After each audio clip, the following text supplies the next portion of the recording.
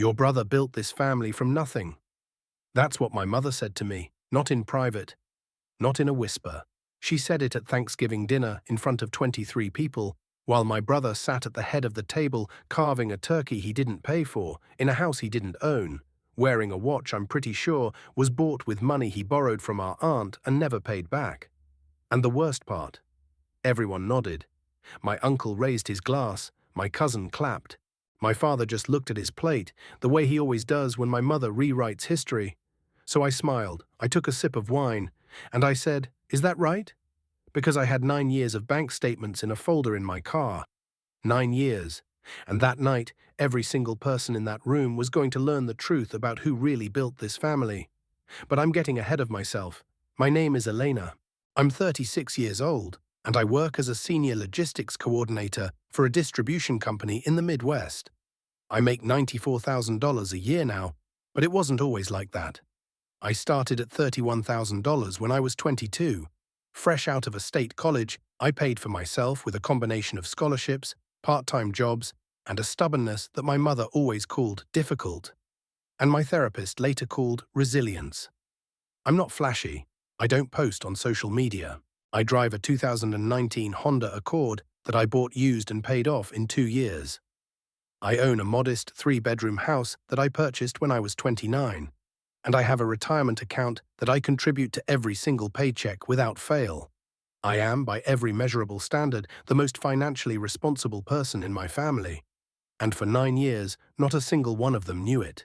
Or rather, they knew it and chose to forget. Let me tell you about my family, because you need to understand the ecosystem before you can understand the betrayal. My parents are David and Patricia Kowalski. My father is 63. A retired machinist who spent 31 years at the same plant before it closed. He's a quiet man. Not quiet in the wise, contemplative way, quiet in the way that means he surrendered his voice to my mother sometime around 1995 and never asked for it back. My mother is 61, a former school secretary who retired early at 57 due to what she calls stress, and what I call she wanted to stay home and manage everyone else's life full-time.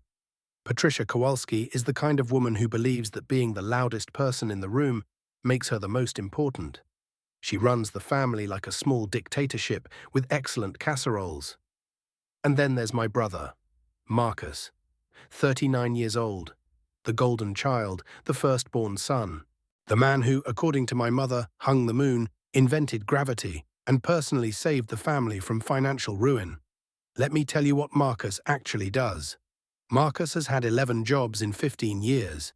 He was a car salesman for 8 months, a real estate agent for 14 months, during which he sold exactly 2 properties, both to people he already knew. He tried day trading for a while and lost $14,000 of money that our parents had lent him. He opened a marketing consultancy that had no clients. He worked at a gym. He managed a vape shop. He briefly sold supplements online through one of those pyramid schemes and tried to recruit me as his downline, which I declined with a politeness I did not feel. Currently, Marcus works part-time at a car dealership and supplements his income by doing odd jobs he finds on apps.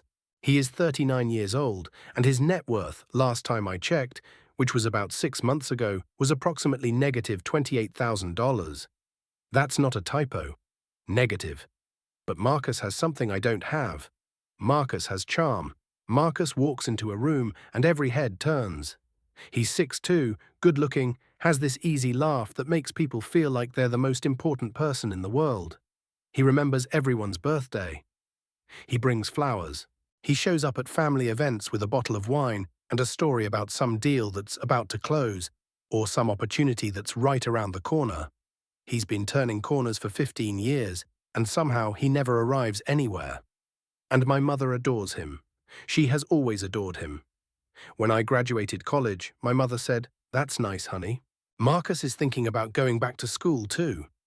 When I got promoted to senior coordinator, my mother said, "Marcus just got a new client. Isn't that wonderful?" When I bought my house, my mother said, "Marcus is looking at properties too. He has such a good eye for real estate." Marcus was not looking at properties. Marcus was sleeping on our parents' couch. I need you to understand something.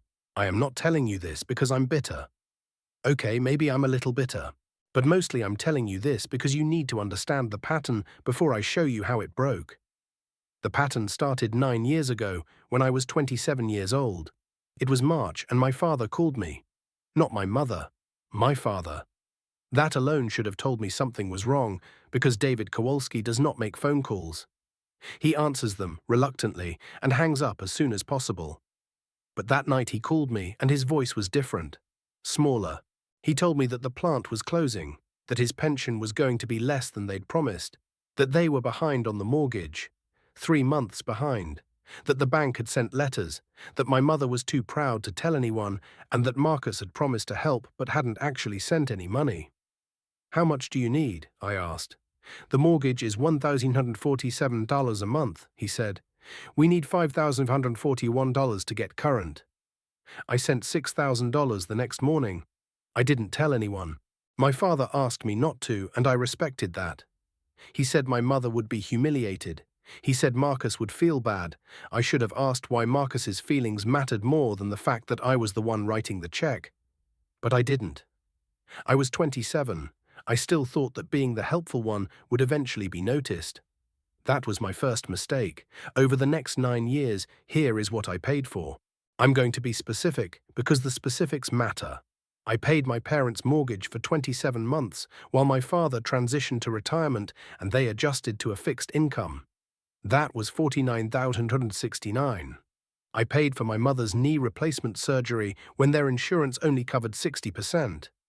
That was $11,400 out of pocket. I paid for Marcus's car repair when his transmission blew and he couldn't get to work without a car. That was $3,200.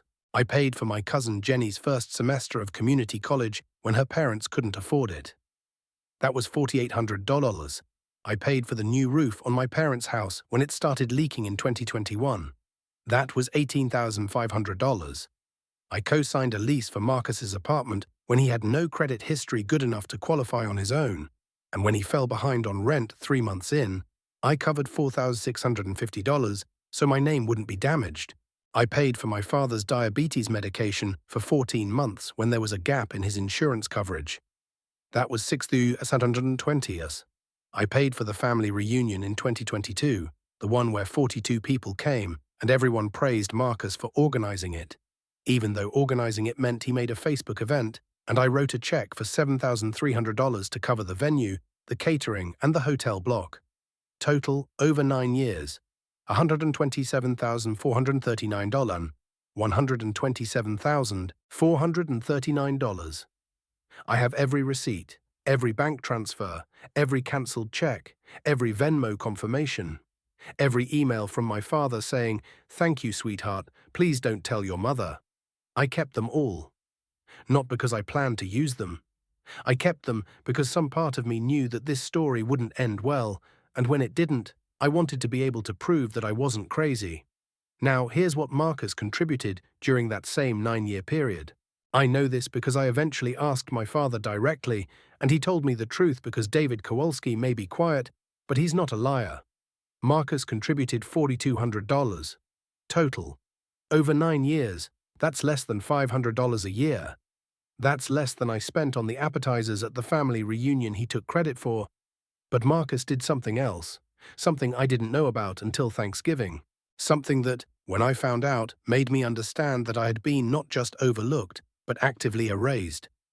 Marcus told our mother that he was the one making the payments. I need you to sit with that for a second. Let it sink in. My brother, who contributed $4,200 over 9 years, told our mother that he was the one who paid for the mortgage, the roof, the surgery, the family reunion.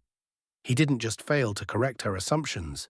He actively, deliberately, repeatedly told her that he was the one keeping the family afloat. And she believed him. Of course she believed him. He was Marcus. Marcus, who could sell sand in the desert. Marcus, who could look you in the eye and tell you the sky was green, and you'd think maybe you'd been wrong about blue all along. I found out about all of this 6 weeks before Thanksgiving. It was October 9th, a Wednesday. I was at my parents' house helping my mother set up her new phone because she'd cracked the screen on her old one. While I was transferring her data, I saw a text thread between her and Marcus. I wasn't snooping. The messages were right there on the screen as the transfer was processing. And one message caught my eye. It was from my mother to Marcus, dated 3 weeks earlier. It said, "I told Helen and Robert about everything you've done for us. The mortgage, the roof, all of it. They were so impressed. I'm so proud of my boy." My hands went cold, literally cold, like the blood just left them. I scrolled up. I know I shouldn't have, but I did. And there it was. Message after message after message. My mother thanking Marcus for the knee surgery payment. Marcus replying, "Of course, Mom, family first." My mother telling Marcus she didn't know what they would have done without him. Marcus replying, "I'll always take care of you guys." My mother saying she wished I was more like your brother. Marcus replying with a heart emoji. A heart emoji. He stole $127,000 worth of credit from me, and he replied with a heart emoji. I put the phone down. I finished the data transfer. I told my mother I had to go. She said, "Already? Marcus is coming for dinner. He's bringing his new girlfriend." I said, "That's nice." I drove home. I sat in my car in the driveway for 45 minutes. I didn't cry. I was past crying. I was in that place beyond tears, where everything becomes very clear and very quiet, and you realize that the story you've been telling yourself about your life is not the story that's actually been happening. That night, I opened my laptop and I started building a folder. I went through 9 years of bank statements. I downloaded every transfer confirmation. I screenshotted every email from my father. I organized everything chronologically, with dates, amounts, and descriptions. I created a spreadsheet. I made a summary page. I printed 3 copies. I put them in manila folders with labeled tabs. And I put one of those folders in the trunk of my car. I didn't know exactly what I was going to do with it. But I knew Thanksgiving was 6 weeks away, and I knew that my mother always used Thanksgiving to deliver her annual speech about family and gratitude and how blessed we all were. And I knew, with a certainty that felt almost peaceful, that this year, when she gave that speech, I was going to be ready. The 6 weeks between October and Thanksgiving were surreal. I went to Sunday dinner twice. I watched Marcus perform. That's the only word for it. He performed. He talked about his big quarter at the dealership. He talked about the trip he was planning to take our parents on. He talked about how he was looking into buying a rental property. Our mother beamed. Our father stared at his plate. I ate my food and smiled and said nothing. But something changed at the second Sunday dinner. Something that made everything worse and ultimately made my decision easier. It was November 10th. Marcus brought his new girlfriend, Tessa. Tessa was 26, worked in pharmaceutical sales, and was clearly very impressed by Marcus. At dinner, my mother started telling Tessa about Marcus's generosity. She said, and I quote, because these words are burned into my memory, "Marcus has been our rock. When David retired and things got tight, Marcus stepped up. He paid our mortgage for over 2 years. He paid for my knee surgery. He even paid for the new roof. I don't know what we would have done without him." Tessa looked at Marcus with actual stars in her eyes. "That's amazing, babe," she said. Marcus had the decency to look slightly uncomfortable for about half a second. Then he said, "Family is everything." I put down my fork. I picked it back up. I took a breath. I looked at my father. He was staring at his plate so hard I thought he might bore a hole through it. He knew. He knew the truth, and he was sitting there letting it happen. "Dad," I said, "do you want more potatoes?" He looked up at me, and I saw something in his eyes. Guilt. Deep, heavy, soaking wet guilt. "No thank you, honey," he said. I decided right then that I was done being quiet. Thanksgiving arrived on November 28th, 23 people, my parents' house. The table was set with the nice china, the one my mother brings out twice a year. Turkey, stuffing, green bean casserole, mashed potatoes, cranberry sauce from a can because nobody in our family has ever made it from scratch, despite my mother's claims to the contrary. Marcus was there with Tessa. My uncle Robert and Aunt Helen were there. My cousin Jenny, who I'd paid for college. Assorted family members who ranged from "I see them yearly" to "I genuinely don't know how we're related." Dinner was pleasant. The food was good. Conversations were normal. And then, as always, my mother stood up and tapped her glass with a fork. "I want to say something," she said. Everyone got quiet. This was her moment. Patricia Kowalski's annual Thanksgiving address. This year, she said, I want to talk about what it means to be a family, what it means to really show up. David and I have had some tough years since his retirement. Money was tight, things were scary. But we are so blessed because we have a son who never let us fall. She looked at Marcus. He was sitting at the head of the table. Of course he was. Marcus, she said, you built this family, from nothing. When we needed you, you were there. The mortgage, the medical bills, the roof over our heads. You did that. And I want everyone in this room to know that this family is still standing because of you. She raised her glass. To Marcus. 22 people raised their glasses. To Marcus. I did not raise my glass. My mother noticed. Elena, aren't you going to toast your brother? The room got quiet, not the comfortable quiet of a full stomach and good wine, the quiet that happens when everyone senses that something is about to shift. No, Mom, I said, I'm not. Excuse me? I said no, I'm not going to toast Marcus for building this family because he didn't. Marcus laughed, that easy, charming laugh. Come on, Elena, it's Thanksgiving. Don't do this. Don't do what, Marcus? Don't tell the truth? At a dinner you didn't pay for, in a house with a roof you didn't replace, eating a turkey that was bought with money that didn't come from your pocket? My mother's face went red. Elena Marie Kowalski, you stop this right now. Actually, Mom, I don't think I will. I stood up. Excuse me for 1 minute. I walked out to my car, I opened the trunk, I grabbed the manila folder, I walked back inside. 23 pairs of eyes followed me as I sat back down. Mom, I said, you just told this entire room that Marcus built this family, that he paid the mortgage, that he paid for your surgery, that he paid for the roof. Is that right? That is right, she said, and I won't have you disrespecting your brother out of jealousy. It's not jealousy, Mom, it's accounting. I opened the folder. This is 9 years of bank statements, transfer confirmations, cancelled checks, emails from Dad, every single payment that kept this family afloat. I pulled out the first page. March 2017, payment to First National Bank, mortgage catch-up, $6,000, from the checking account of Elena M. Kowalski. The room was silent. April 2017 through June 2019, 27 monthly mortgage payments, $1,847 each. Total, $49,169, every single one from my account. I turned the page.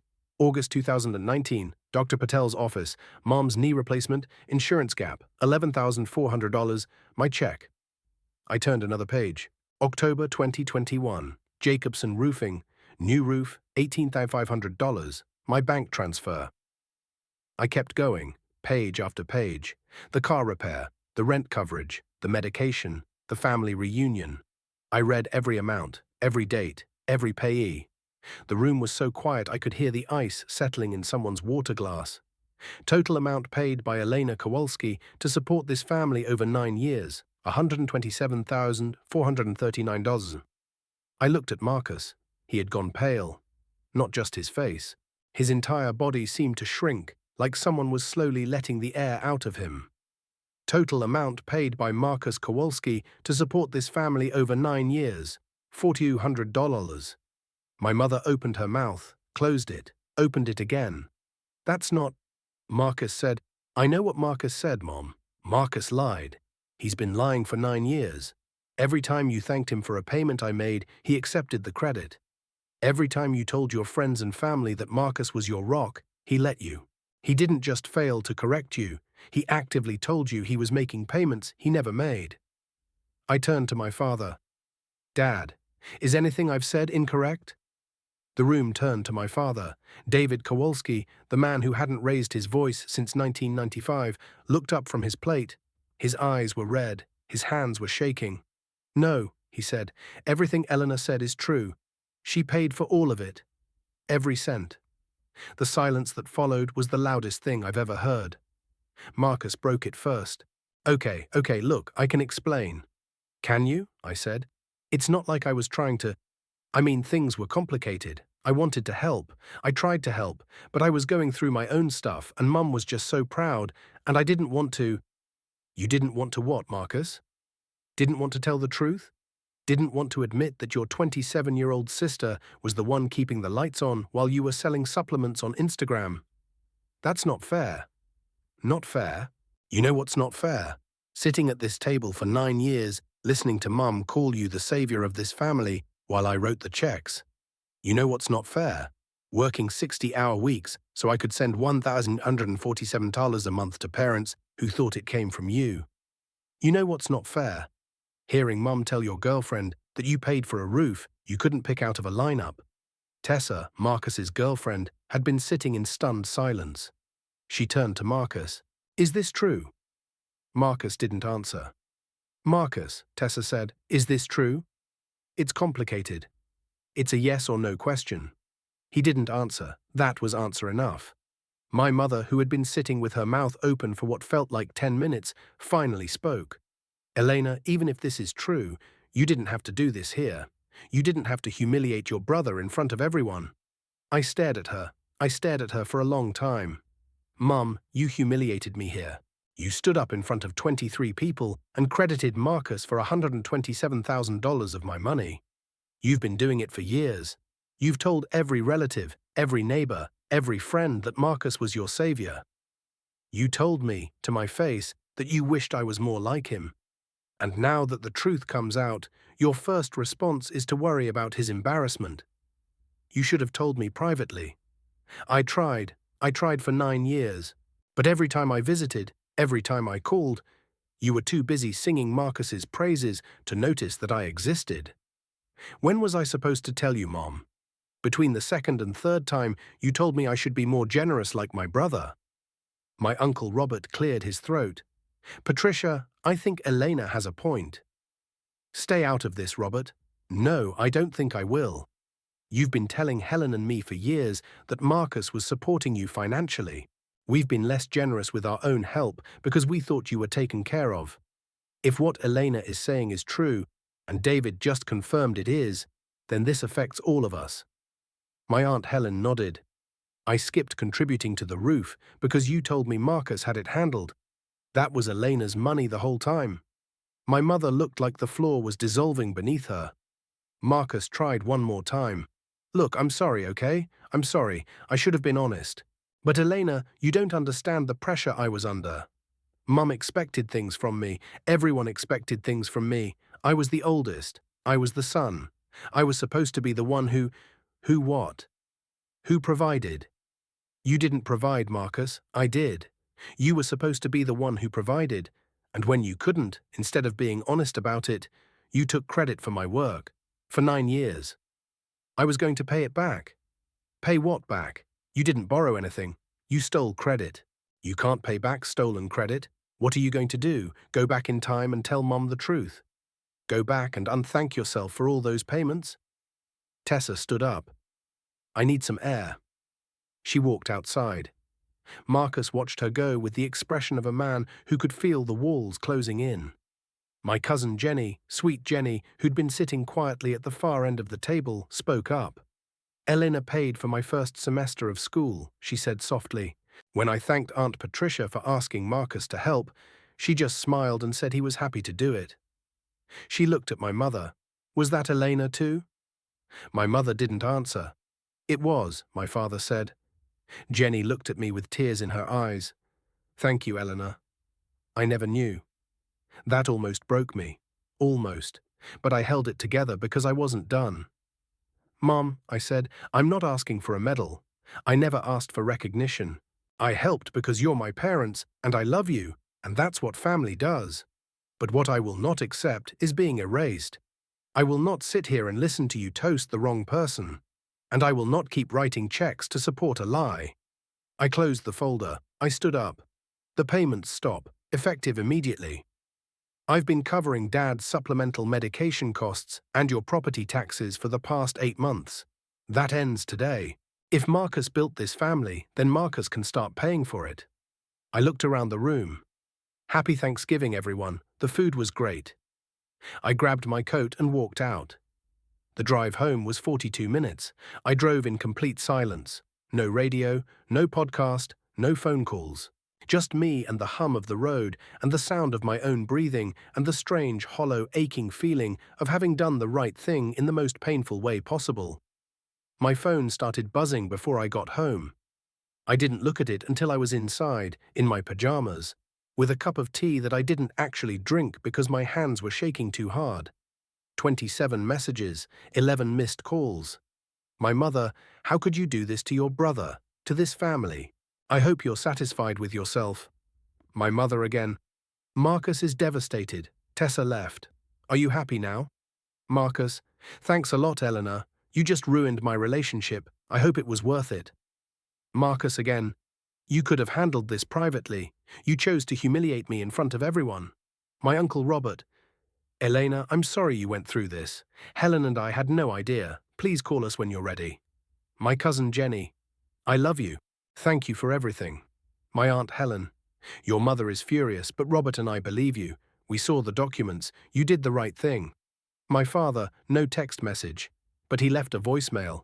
It was 6 seconds long. All he said was, I'm sorry, sweetheart. I should have said something a long time ago. That one I listened to 3 times. The next 2 weeks were chaos, absolute chaos. The kind of family chaos that makes you understand why some people change their phone numbers and move to a different state. Marcus went full offensive. Within 3 days of Thanksgiving, he had called every family member I hadn't seen at dinner and given them his version of events. His version was that I had attacked him at Thanksgiving out of jealousy because he was more successful than me. That I had fabricated documents to make him look bad. That I was mentally unstable and had been holding grudges since childhood. He painted himself as the victim. Of course he did. That's what Marcus does. He doesn't defend himself with facts. He defends himself with narrative. He also posted on Facebook. Not a direct post about me, but a vague, carefully crafted status update that said, when your own family tries to tear you down because they can't handle your success, rise above. Stay humble. God knows the truth. It got 147 likes and 32 comments from people who had absolutely no idea what actually happened. My mother called me 4 times in 3 days. Each call was worse than the last. The first one was angry. You've destroyed this family. The second was guilt-tripping. Marcus hasn't eaten in 2 days. He's depressed. This is on you. The third was bargaining. If you apologize to Marcus, we can put this behind us. We can pretend it never happened. The fourth was threatening. If you don't fix this, don't bother coming to Christmas, or ever. I didn't respond to any of Marcus's messages. I blocked his Facebook. I answered my mother's 4th call and said exactly one thing. Mum, I have 9 years of bank statements that prove everything I said. If Marcus wants to dispute any of it, he can do it in front of a mediator with a financial auditor present. Otherwise, I have nothing else to say. She hung up on me.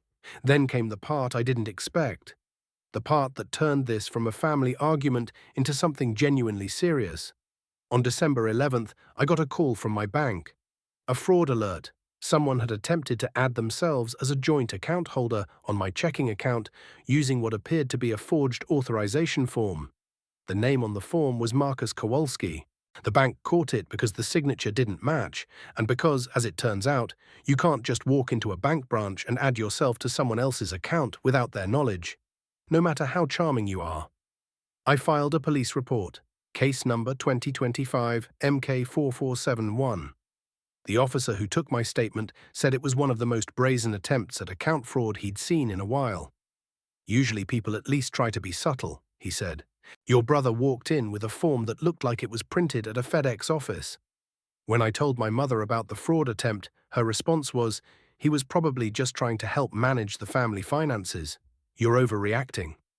I was not overreacting. I was pressing charges. Marcus called me for the first time since Thanksgiving, not to apologize, to threaten. If you don't drop the police report, I'm going to tell everyone what you did. What I did, I said. What did I do, Marcus? You humiliated me. You turned the family against me. You made Tessa leave. Tessa left because you lied to her, Marcus. The same way you lied to Mom. The same way you lied to everyone. And now you tried to commit fraud on my bank account. So no, I'm not dropping the police report. You're going to regret this? Maybe. But at least I'll be able to look at myself in the mirror. He hung up. The fraud charges moved slowly through the system, as these things do, but the consequences of Thanksgiving moved fast. By mid-December, the family had fractured into distinct factions. My Uncle Robert and Aunt Helen were firmly on my side. They'd seen the documents, they'd done their own accounting and realized that several contributions they thought Marcus had made to family events were actually mine. Robert called me one evening and said, "Elena, Helen and I owe you an apology. We should have asked more questions. We just took your mother's word for everything." My cousin Jenny became my biggest advocate. She posted a thank you to me on her Instagram, no details about the family drama, just a photo of the two of us from years ago with a caption that said, "This woman paid for my education and never asked for a single thing in return. I will never forget that. I love you, Elena." It got 300 likes. It made me cry. My parents were in full damage control mode. My mother had shifted from "Eleanor is lying" to "Eleanor may have helped a little, but Marcus helped too." This was her compromise position, acknowledging reality just enough to seem reasonable while still protecting Marcus's reputation. She started telling extended family that both of my children contributed equally, which was, mathematically, a lie by a factor of 30. Marcus, meanwhile, was spiraling. Tessa had broken up with him permanently. She'd apparently gone through his finances after Thanksgiving and discovered not only that he'd been lying about supporting our parents, but that he owed $14,000 in credit card debt, had $800 in his checking account, and had been telling her he was financially stable. She sent me a message I didn't expect. It said, "Eleanor, you don't know me well, but I want to thank you. You saved me from making a huge mistake. I was 3 weeks away from moving in with him. The dealership where Marcus worked part-time reduced his hours in January. I don't know if this was related to the family situation or just a coincidence, but Marcus blamed me. He told our mother that I had called his boss, which I absolutely did not do. I was busy dealing with the bank fraud case and preparing for the possibility of a civil suit. I didn't have time to sabotage Marcus's job. He was doing fine sabotaging it himself. By February, my mother made one more attempt. She called me and tried a new approach. Maternal guilt. "Elena, I'm your mother. I carried you for 9 months. I raised you, I fed you, I clothed you. And this is how you repay me. By tearing this family apart. Mom, you raised me. That's true. And I'm grateful for that. But I also spent $127,000 keeping this family together while you gave Marcus the credit. I'm not the one who tore this family apart. Marcus tore it apart when he lied. You tore it apart when you believed him without question. And Dad tore it apart when he stayed silent. Your father is a good man. Dad is a coward, Mom. A good man with no spine is just a coward with good intentions. He knew the truth for 9 years and let me be erased because it was easier than confronting you." That one stung her. I could hear it in the silence. When my mother goes quiet, it means you've hit something real. "What do you want, Elena?" she finally asked. "What would make this right?"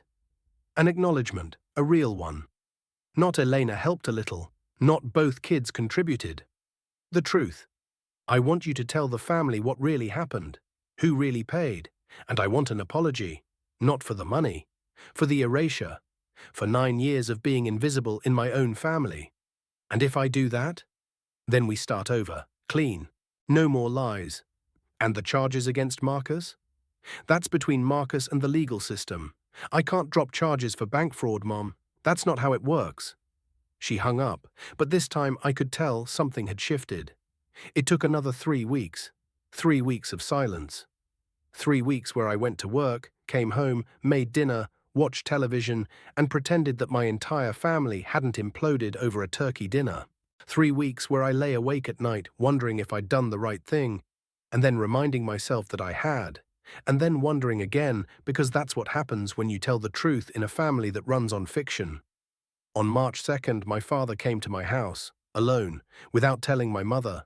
He drove 45 minutes and showed up at my door with a box of pastries from the bakery I used to love as a kid and tears running down his face. "I'm sorry," he said. "I'm sorry I let Marcus take credit. I'm sorry I asked you to keep it quiet. I'm sorry I never stood up for you. You deserved better from me. You deserved a father who was brave enough to tell the truth." I let him in. We sat at my kitchen table and ate pastries, and he told me things he'd never said before. He told me that he'd always known Marcus was irresponsible, that he'd tried to talk to my mother about it dozens of times, that she'd shut him down every time, that he'd taken the path of least resistance because fighting Patricia Kowalski was exhausting, and he just didn't have the energy anymore. He said he knew that wasn't an excuse. He said he was ashamed. "You know what hurts the most, Dad?" I said. "It's not the money. It's the 'I wish you were more like your brother.'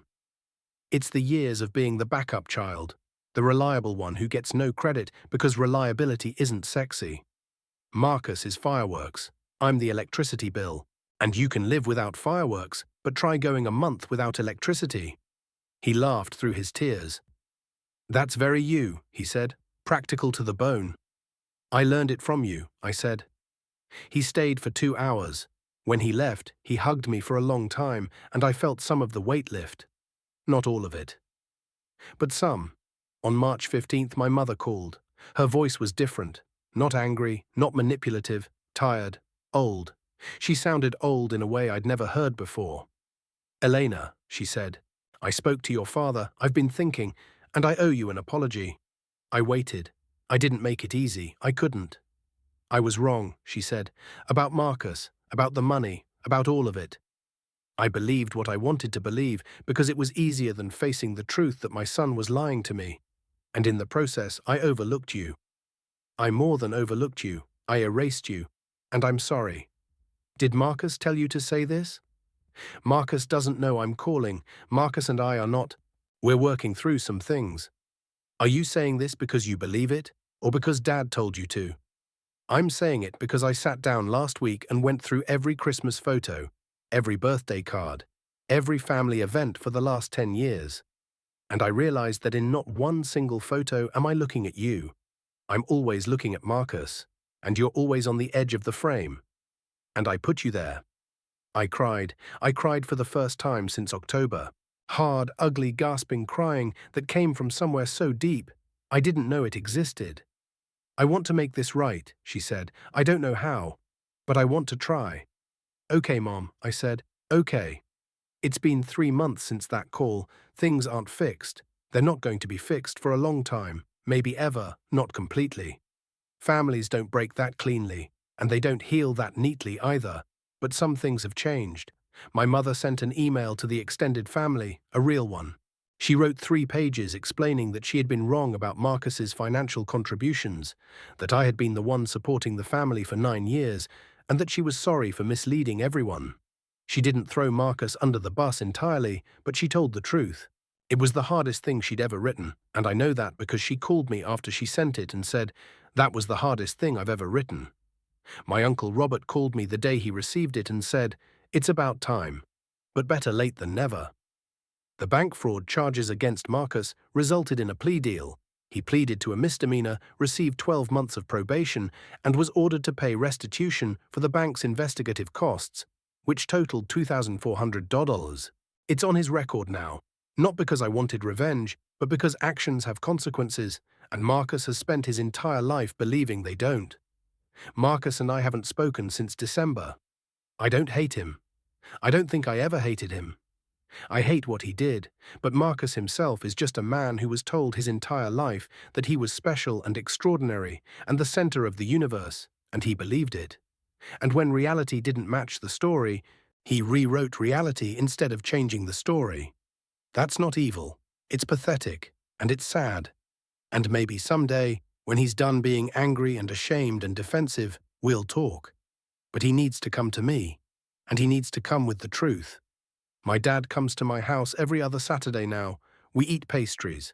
We talk about his garden and my job and the weather, and sometimes, when he's feeling brave, about the years he was silent. He's trying. It's clumsy and imperfect, and it's not enough to undo 9 years of complicity, but it's something. And something is more than I had before. My mum and I talk on the phone every Sunday. The conversations are careful, like walking on new ice. We don't talk about Marcus much.